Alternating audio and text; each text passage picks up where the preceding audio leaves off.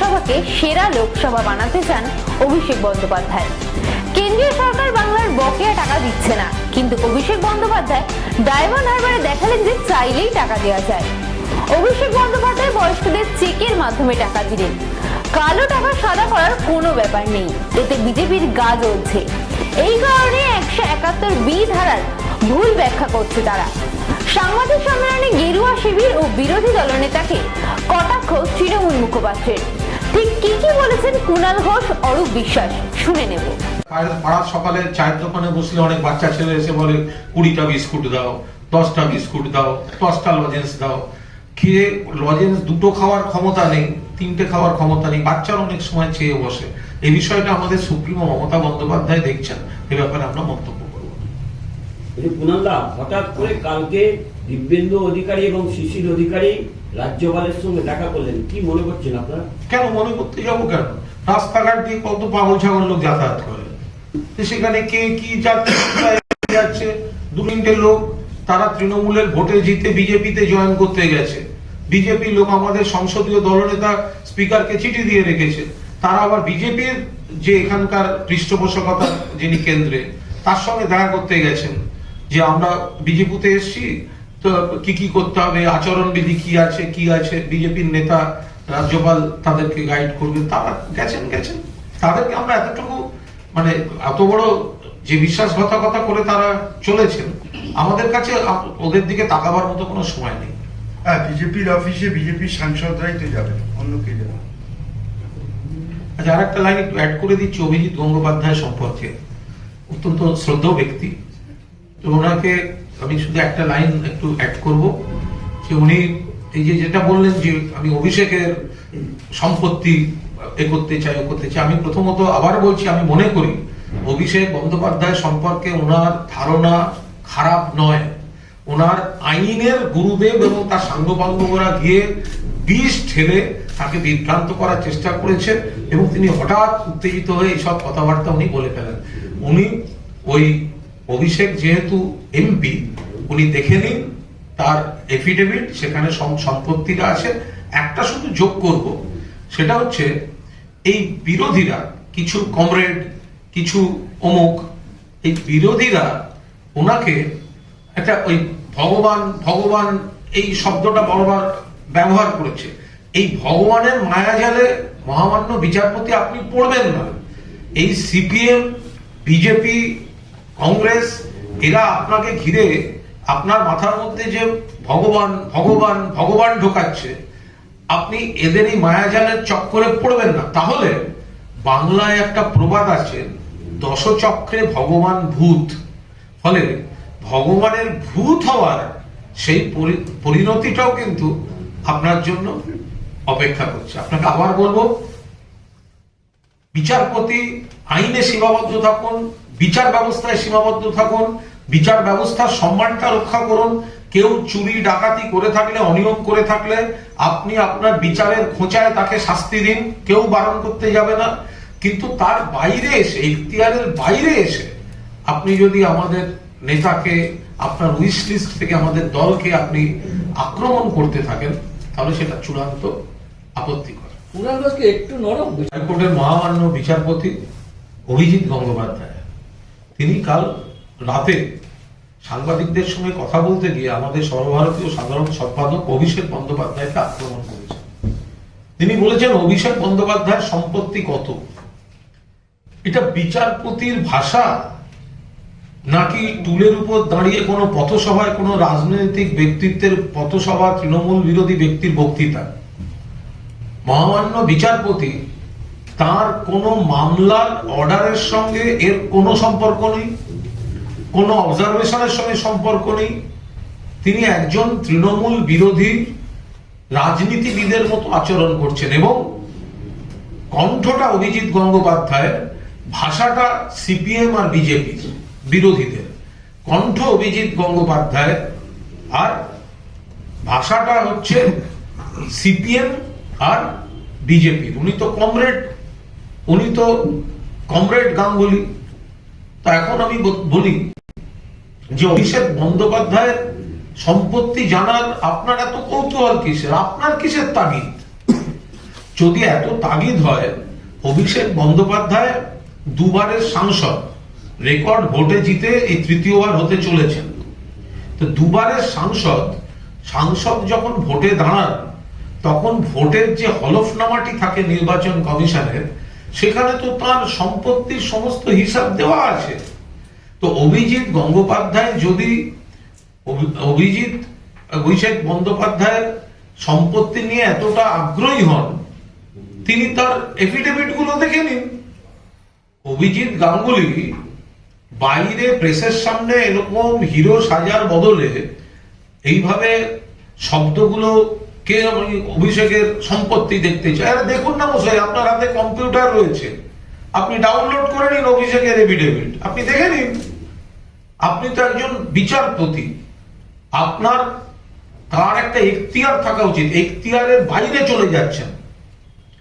যে মামলার রায়ের সঙ্গে সম্পর্ক নেই, যে মামলার পর্যবেক্ষণের সঙ্গে কোনো সম্পর্ক নেই, শুধুমাত্র নিজের রাজনৈতিক অবস্থান থেকে, রাজনৈতিক উইশ লিস্ট থেকে তিনি এই ধরনের কথা বলে চলেছেন।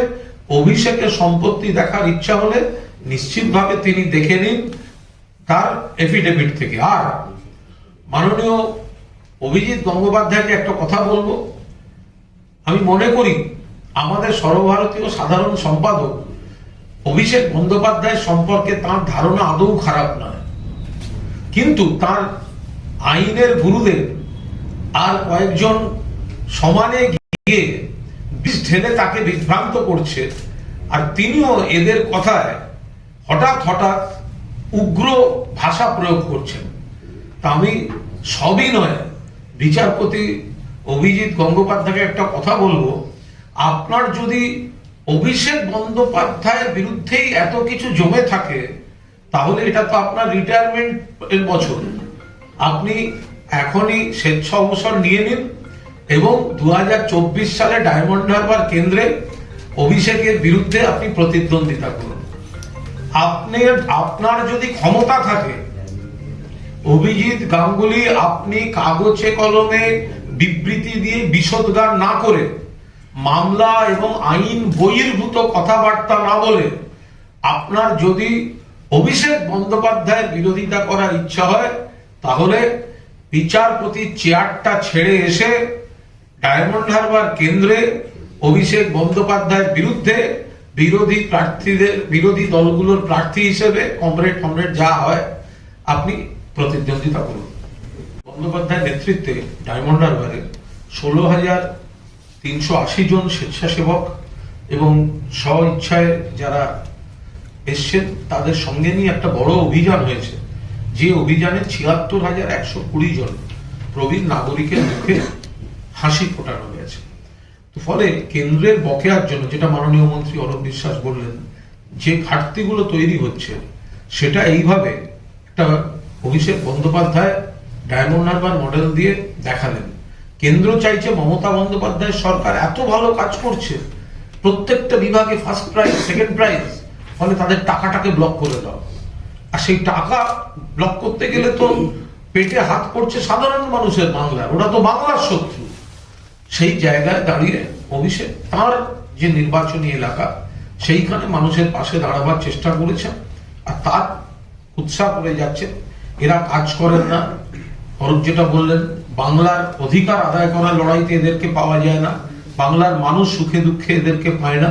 কিন্তু ডায়মন্ড হারবারের মানুষ এবং সারা বাংলার মানুষ জানেন, মমতা বন্দ্যোপাধ্যায়ের নেতৃত্বে, অভিষেক বন্দ্যোপাধ্যায়ের সেনাপতিত্বে বাংলার মানুষের মঙ্গল করার একটা চেষ্টা চলছে। ডায়মন্ড হারবারের সাংসদ হিসেবে অভিষেকের এই কাজটা নিঃসন্দেহে একটা মডেল, এবং তাকে পাল্লা দিতে না পেরে উৎসাহ করার চেষ্টা করছেন শুভেন্দু অধিকারী এবং অমিত। আমরা বলবো যে যতই বিজেপি এবং শুভেন্দু অধিকারীরা উৎসাহ করুক, অপপ্রচার করুক, অভিষেক বন্দ্যোপাধ্যায় তার ডায়মন্ড হারবার লোকসভাকে মডেল লোকসভা তৈরি করবেন এবং বাংলাকে এগিয়ে নিয়ে যাবেন। কোনো রকম প্ররোচনায় কেউ পা দেবেন না। এদের কাজ হচ্ছে কুৎসা করা, এদের কাজ হচ্ছে মানুষের বিরুদ্ধে শুধু অভিযোগ করা।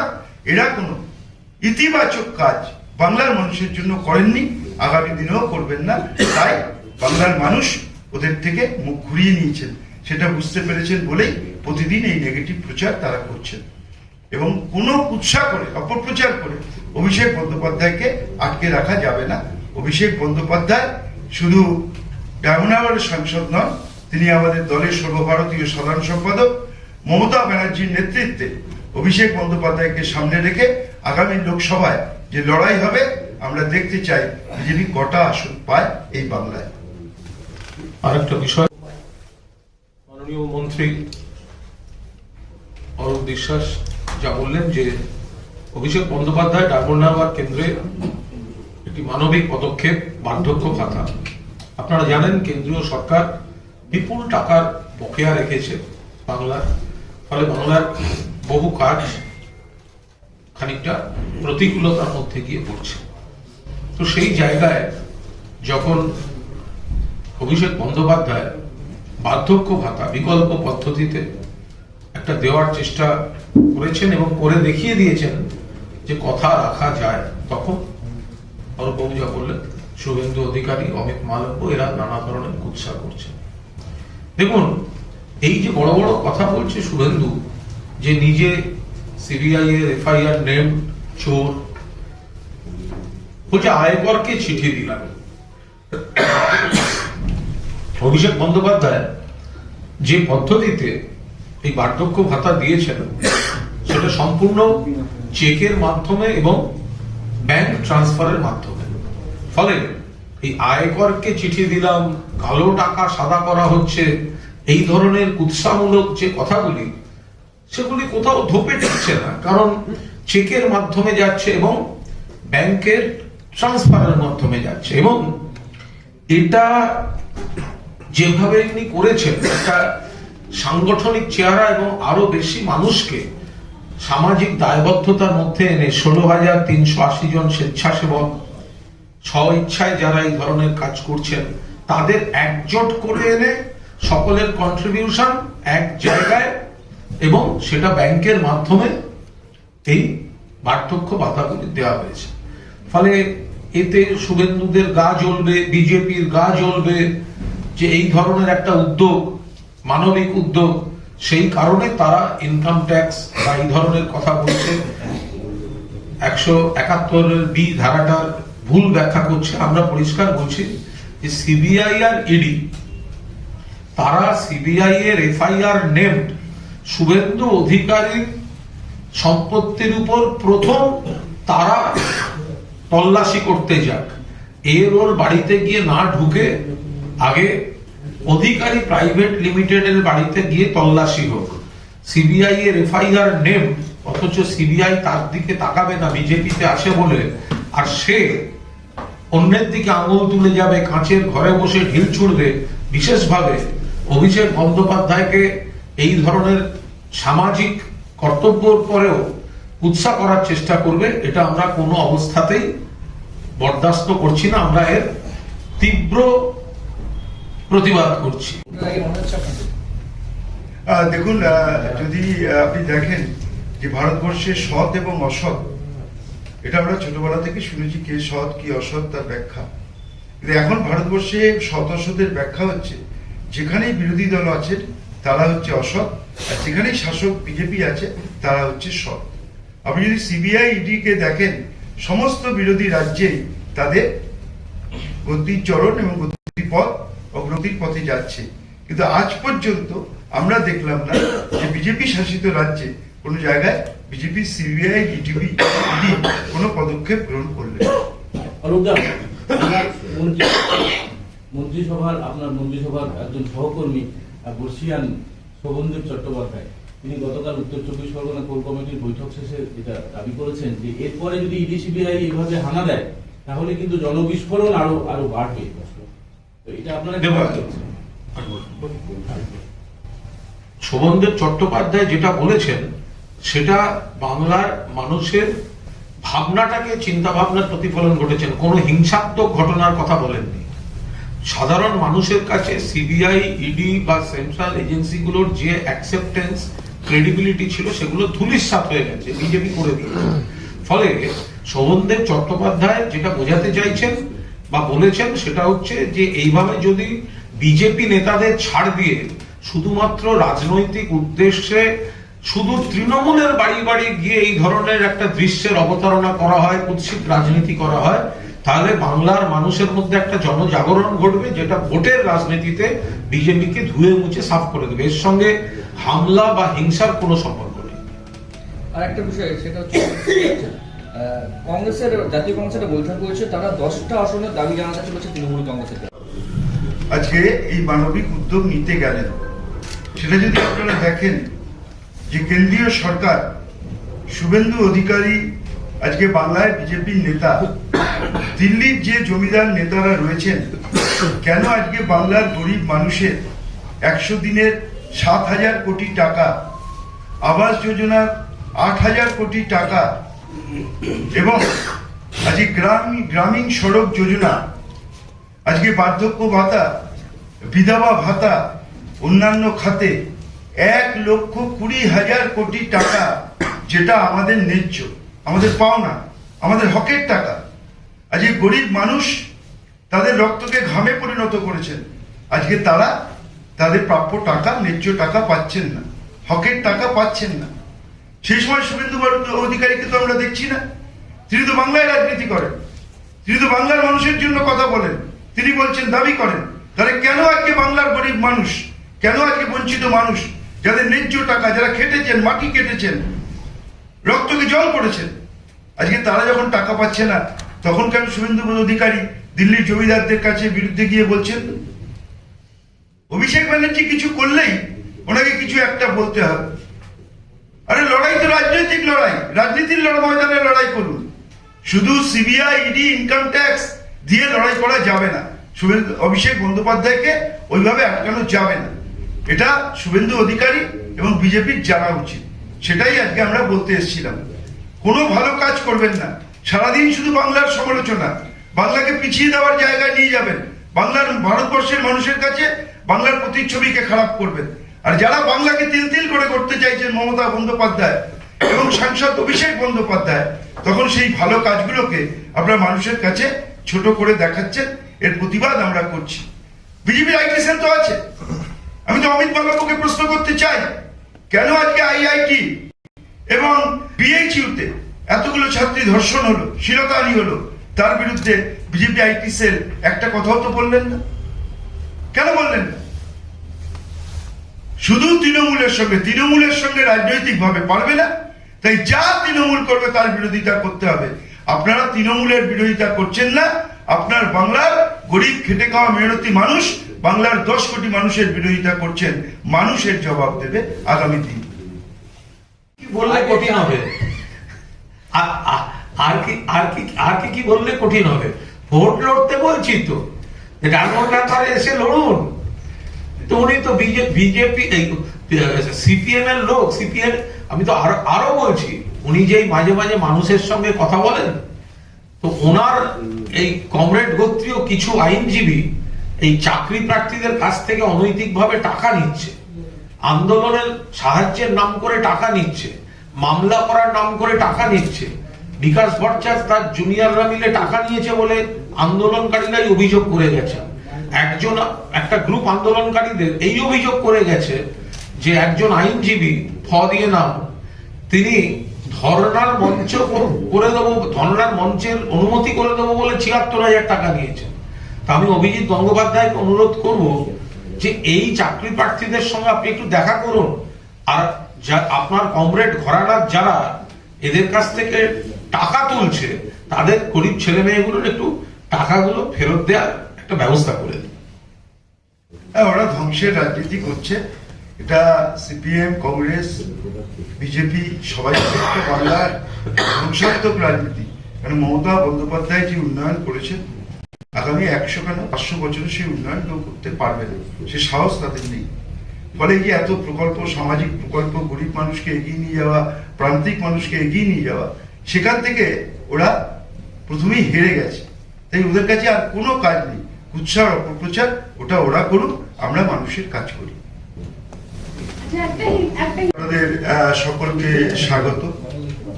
আপনারা জানেন যে ডায়মন্ড হারবারের মাননীয় সাংসদ এবং আমাদের দলের সর্বভারতীয় সাধারণ সম্পাদক অভিষেক বন্দ্যোপাধ্যায় তিনি একটি মানবিক কাজ ডায়মন্ড হারবার লোকসভার সাধারণ মানুষ, বঞ্চিত মানুষ, গরিব মানুষের জন্য একটি মহৎ উদ্দেশ্যে একটি মানবিক কাজ করছিলেন। সেই উদ্যোগকে নিয়ে আমরা গতকাল দেখলাম যে আমাদের এই পশ্চিমবাংলার বিরোধী দলনেতা শুভেন্দু অধিকারী এবং বিজেপির আইটি সেলের মিস্টার মালব্য তারা একটি ভুল ধারা অপব্যাখ্যা করেছে। আইপিসি 171 ধারাটা তারা ভালো করে হয়তো জানেন না, তাই তারা অপব্যাখ্যা করেছে। সাধারণ মানুষ, আজকে আমরা যারা নির্বাচিত প্রতিনিধি, বিধায়ক হই, সাংসদ হই, আমাদের প্রথম কাজ এবং প্রধান কাজ হচ্ছে অঞ্চলের মানুষকে দেখা, তাদের পাশে থাকা। আমরা মনে করি যে আমাদের বিধানসভা বা লোকসভা আমাদের কনস্টিটিউয়েন্সি আমাদের মায়ের মতো, আমাদের সন্তানের মতো। অভিষেক বন্দ্যোপাধ্যায় তিল তিল করে ডায়মন্ড হারবার লোকসভাকে গড়ে তুলছেন। তিনি একটি মডেল লোকসভা তৈরি করতে চাইছেন। তারই একটি মানবিক প্রয়াস ছিল প্রবীণ মানুষদের পাশে থাকা। আমি জানি না যে এই একটা শুভ প্রয়াসে, ভালো কাজে কেন বিজেপি এবং শুভেন্দু অধিকারীদের এত জ্বালা, তাই তারা আজকে এটা নিয়ে অপব্যাখ্যা করছেন। তো এই বিষয়ে আমি সবিস্তারে বলার জন্য আমাদের দলের সাধারণ সম্পাদক কুণাল ঘোষকে অনুরোধ করছি। উনি আগে বলুন, তারপরে আমরা সবাই বলব। আপনাদের প্রথম কথার সুদ ধরে বলছি যে 1,20,000 কোটি টাকা আপনাদের বকেয়া, রাজ্যের বকেয়া রয়েছে এবং এই দাবিতে দফায় দফায় আন্দোলন হয়েছে। মুখ্যমন্ত্রী স্বয়ং দিল্লি গিয়েছিলেন। আজ আরো একবার কেন্দ্রীয় গ্রামোন্নয়ন প্রতিমন্ত্রী নিরঞ্জন সাথী আসছেন, কলকাতায় আসছেন দলীয় কাজে। তো আপনারা কোনো স্মারকলিপি, বিক্ষোভ বা ডেপুটেশন কিছু? দেখো, যারা চোখে দেখেন না, কানে কালা, তাদের তো বলে কিছু লাভ নেই। উনি তো কেন্দ্রীয় মন্ত্রী নন, উনি একটি রাজনৈতিক দলের একজন প্রতিনিধি। তিনি এখানে আসছেন বাংলার মানুষের উপকারের জন্য নয়, বাংলার মানুষ যাতে বঞ্চিত হয় এবং বিজেপির যাতে উদ্দেশ্য সাধিত হয় সেই কাজ করার জন্য। আমরা মাননীয় মন্ত্রীর কাছে অনুরোধ করব যে বাংলার খেটে খাওয়া গরিব মানুষ, তাদের ন্যায্য টাকা, তাদের হকের টাকা, তাদের প্রাপ্য টাকা, যে টাকা আমাদের রাজস্ব থেকে আদায় করা হয়েছে, আমাদের রাজ্য থেকে তুলে নেওয়া হয়েছে, আমাদের টাকা আমাদের ফেরত দেওয়া হোক এবং গরিব মানুষ তার ন্যায্য পাওনা ফিরে পাক। আজকেও আমরা তার কাছে আবেদন করব, কারণ তিনি শুধু আসবেন, বিবৃতি দেবেন, বাংলায় থাকবেন আর বিজেপির উদ্দেশ্য সাধিত করবেন। তিনি কেন্দ্রীয় মন্ত্রী হতে গেলে চেয়ারকে সম্মান করতে হয়, জনগণকে ভালোবাসতে হয়। সেই জনগণ বাংলার হোক, সেই জনগণ ইউপির হোক। সব ইউপি পাবে, সব মধ্যপ্রদেশ পাবে, সব গুজরাট পাবে, আর বাংলাকে প্রতি পদে পদে হেনস্থা করা হবে, বাংলার মানুষকে ভাতে মারার চেষ্টা করা হবে। এই কাজ দীর্ঘদিন চলতে পারে না। 2024 সালে এর জবাব বাংলার মানুষ দেবে। ডিরেক্টর এবং সিআইএসএফ এর ডিরেক্টর তারা এই মুহূর্তে সিজিওতে বৈঠক করছেন। ইডি অফিসার রয়েছেন, গতকাল মধ্যরাতে তিনি এসেছেন মূলত এই শাহজাহানের ঘটনার পর। কি বলবেন? ইডি তৎপরতা বাড়ছে। এটা একটা কেন্দ্রীয় এজেন্সি, তো তারা তাদের কর্তারা এসছেন, বৈঠক করছেন, তাদের ব্যাপার। আমাদের শুধু একটাই বিষয়, এই যে সিবিআই, ইডি, এনআইএ, এদের যে সুনাম, বিশ্বাসযোগ্যতা, গ্রহণযোগ্যতা ছিল, বিজেপির পাল্লায় পড়ে সেগুলো নষ্ট হয়ে গিয়েছে। এখন এগুলো বিজেপির শাখা সংগঠনে পরিণত হয়েছে। তার মানে কি ইডিতে বা সিবিআইতে কোনো দক্ষ যোগ্য অফিসার নেই? বহু যোগ্য অফিসার আছে, নিরপেক্ষ অফিসার আছে, কিন্তু তারা কাজ করতে পারছেন না। বিজেপির চাপে তারা, সিবিআই, ইডি, নিরপেক্ষ অফিসাররা, যোগ্য অফিসাররা কাজ করতে পারছেন না। যেখানে যেখানে বিজেপি রাজনৈতিকভাবে দেউলিয়া, যেখানে যেখানে বিজেপি রাজনৈতিকভাবে ঘাটতিতে চলছে, সেখানে সেখানে শাখা সংগঠন হিসাবে পাঠিয়ে দেওয়া হচ্ছে সিবিআই, ইডি, এনআইএ এদেরকে। ফলে এই অফিসাররা যে বৈঠক করছেন তারা জানেন না যে এখানে তৃণমূলের নেতাদের নামের লিস্ট করে বিজেপি নেতারা দিয়ে বলছে রোজ বাড়ি বাড়ি গিয়ে উৎপাত করো। আর তারা কি এটাও জানেন না যে শুভেন্দু অধিকারী এফআইআর নেম চোর একটা, শুভেন্দুর বাড়ি রেড করলে ক্যাশের পাহাড় বেরোলে তাকে টাকা পাচার করার সুযোগ সুবিধা দিয়ে দেওয়া হচ্ছে, তার বিরুদ্ধে সারদা থেকে নারদা অভিযোগ রয়েছে, সিবিআই এর এফআইআর নেম। কই ইডির অফিসাররা তো অধিকারী প্রাইভেট লিমিটেডের বাড়ি রেড করার কোনো পরিকল্পনা করছেন না, অথবা তারা আগে জানিয়ে দেবেন যে বিতর্কিত কিছু থাকলে আগে সেগুলোকে সরিয়ে দেওয়া হোক। ফলে ওনাদের এই আশা বৈঠক করা এগুলো সবটাই বিজেপির পক্ষে, বিজেপির নির্দেশে, বিজেপি স্ক্রিপ্টে কোনো অ্যাক্টিভিটি।